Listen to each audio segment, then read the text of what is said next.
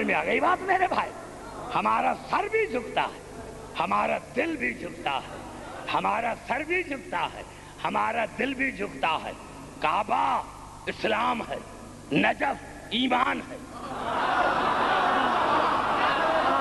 بڑا جملہ پھر میں نے کہہ دیا، کعبہ اسلام ہے، نجف ایمان ہے۔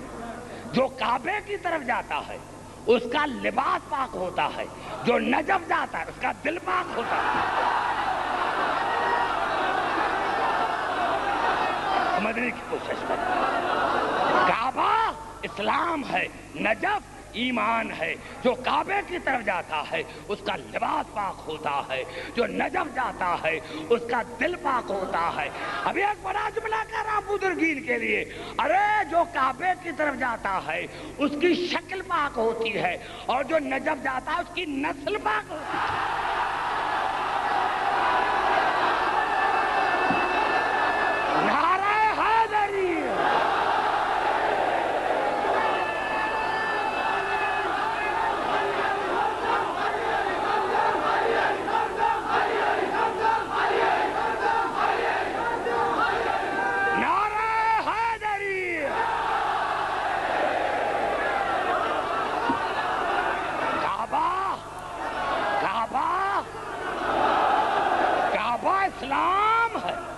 نجف ایمان ہے۔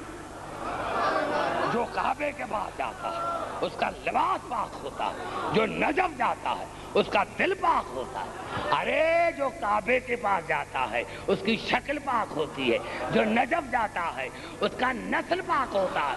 ارے کعبے کو سر جھکتا ہے، نجف کو دل جھکتا ہے۔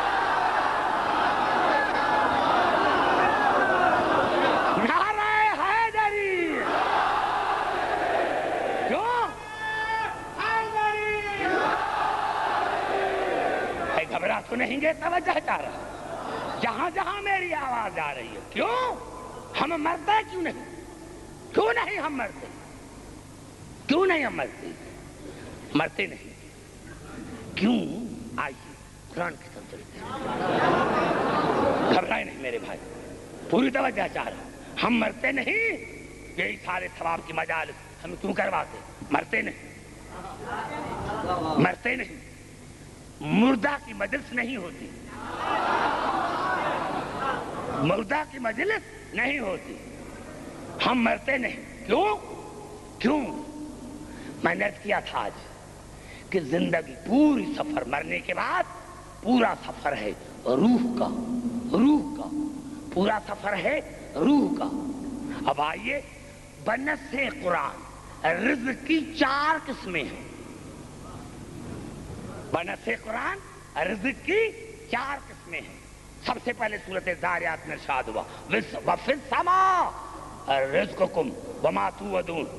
اس کائنات میں اللہ نے تمہارے لیے رزق قرار دیا ہے، جس کا اللہ نے تم سے وعدہ کیا ہے۔ اس رزق سے معنی ہے عطائے دنیوی، عقل رزق ہے، علم رزق ہے، علم رزق ہے، عقل رزق ہے۔ گھبرائیں نہیں، عقل رزق ہے، علم رزق ہے۔ یہ کل پڑھوں گا، عقل کسے کہتے ہیں؟ عقل رزق ہے، علم رزق ہے، یہ عطائے دنیا، یہ رزق ہے۔ اور پھر سورۃ مریم میں ارشاد ہوا، لا یسمعون فیہا لغوا الا سلاما ولہم رزقہم فیہا بکرۃ وعشیا۔ اور میں نے مومنین کے لیے جنت میں رزق قرار دیا ہے جس کو وہ صبح اور شام پائیں گے۔ یہ ہے رزق اخروی، وہ بھی رزق ہے، یہ بھی رزق ہے۔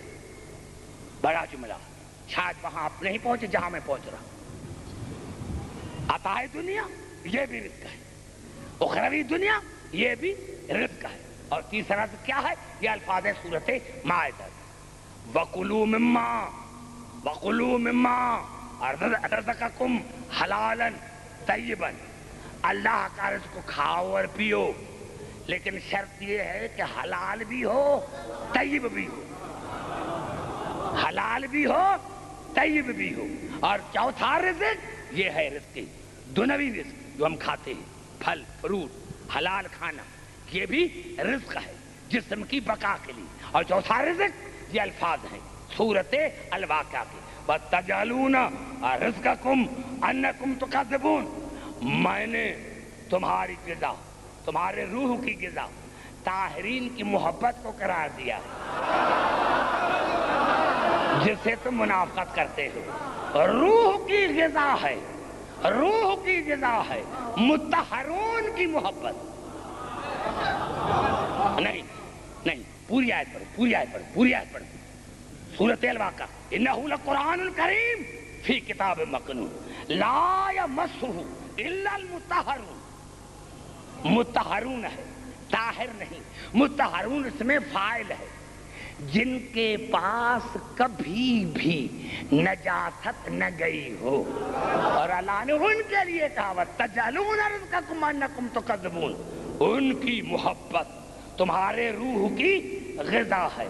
پتا چلا روح کی غذا ہے آل محمد کی محبت، روح کی غذا ہے آل محمد کی محبت۔ ارے یہاں تو مسلمان کہتے ہیں فلاں حرام کھاتا ہے، رشوت کھاتا ہے، طیب کھانا چاہیے، حلال کھانا چاہیے، تو جب جسمانی رزق کے لیے تو حلال بھی ہو طیب بھی ہو، تو جو رزق قیامت، جو روح قیامت تک سفر کرے گا اس کے لیے تو زیادہ طیب ہونا چاہیے، زیادہ طیب ہونا۔ پتا چلا روح تب زندہ رہے جب آل محمد کی محبت کی غذا ہو۔ ارے اب ہم مرے کیوں؟ ہمارے روح کو غذا مل رہی ہے، ہمارے روح کو غذا مل رہی ہے، ہم مرے کیوں؟ ہم مرے کیوں؟ ارے ہمارے روح کو تو غذا مل رہی ہے، ہمارے روح کو غذا مل رہی ہے، ہم مرے کیوں؟ نہیں میں نہیں، مجھے مزہ نہیں آئے، 3 آیتیں پھر پڑھنا چاہتا، درود پڑھے محمد علیہ وسلم پر۔ میں کچھ کہنا چاہتا ہوں، 3 آیتیں پڑھتا ہوں، 3 آیت، گھبرائیں گے۔ یہ زندگی ہے کیا؟ میں نے کہا روح کی غذا ہے آل محمد کی محبت، روح کی غذا، روح کی غذا، یہ روح کی غذا ہے آل محمد کی محبت۔ اور زندگی کیا ہے؟ میں نے کیا کہا آل محمد کی محبت، یہ غذا دو روح کو تو یہ زندگی ہے۔ اور اللہ نے ارشاد فرمایا، موت کا فلسفہ حیات کا بتایا سورت انفال میں 23 نمبر ہے آیت کا، یا ایھا الذین آمنوا استجیبوا للہ وَلِلرَّسُولِ اذَا دَعَاكُمْ لِمَا يُحْيِيكُمْ، اے ایمان لانے والو جب میرا رسول تمہیں بلائے تو اپنے آپ کو فوراً اس کی طرف رجوع کرو تاکہ وہ میرا رسول تمہیں زندگی عطا کرے۔ پتا چلا رسول کے آنے پر، رسول کے بلانے پر جو آتا ہے وہ زندہ ہے۔ اور اگر پھر بھی نہیں سمجھے پھر دوسرا پڑھنا چاہتا ہوں، اور یہ الفاظ ہیں سورۃ نمل کے، گھبرا گئے ہو شاید، درود پڑھے محمد علیہ وسلم۔ یہ الفاظ ہے، سمجھے میں کیا کہنا چاہتا ہوں، کیونکہ میں نے کہا وقت کم ہے، مواد زیادہ ہے۔ انک لا تسمع الموتى ولا تسمع الصمتوا اذا ولوا مدبرین، میرے حبیب جب میدان جنگ میں آپ ان کو آواز دیتے ہیں تو یہ آپ کے آواز پر اسی لیے نہیں آتے کہ یہ مردہ ہیں۔ اب بھی سمجھ میں نہیں ہے، ابھی سمجھ میں نہیں ہے۔ پتا چلا جو رسول کے آواز پر نہ آئے وہ مردہ ہے، تو جو مردہ کو مانے وہ خود مردہ ہے۔ ہمارے مذہب کی بنیاد زندگی پر ہے، موت پر نہیں، کیونکہ موت نقص ہے، موت عیب ہے۔ پھر گھبرا گئے، اگر گھبرا گئے تو پھر تیسری آیت پڑھنا چاہتے، اور یہ آیت جو ابھی پڑھ رہا ہوں یہ سورۃ المنافقین کی ہے۔ وَإِذْ رَأَيْتَهُمْ تُعْجِبُكَ أَجْسَامُهُمْ وَإِنْ يَقُولُوا تَسْمَعْ لِقَوْلِهِمْ كَأَنَّهُمْ خُشْبٌ مُّسَنَّدَةٌ۔ میرے حبیب یہ جو آپ کے درباری ہیں نا، ان کے قد کو نہ دیکھنا، ان کے قد کو نہ دیکھنا، ان کے قد کو نہ دیکھنا۔ میرے حبیب ان میں زندگی نہیں ہے، ان میں زندگی نہیں ہے، یہ ایسے ہیں جیسے سوکھی ہوئی لکڑی دیوار سے ہو. پتا چلا منافق اگر رسول کے دربار میں ہے تو پھر بھی مردہ ہے. بڑا جملہ میں نے کہا، پھر آپ میرا اتنا بڑا جملہ کھا گئے. ارے ظاہری زندگی میں، ظاہری زندگی میں اگر منافق رسول کی دربار میں ہے تو پھر بھی مردہ. ظاہری زندگی، ظاہری زندگی، ظاہری زندگی میں. اور منافق کہتے کسے ہیں؟ میں نے عرض کیا کہ ایک تو وہ منافق ہے جو رسول کو میدان جنگ میں چھوڑ کر بھاگ جائے.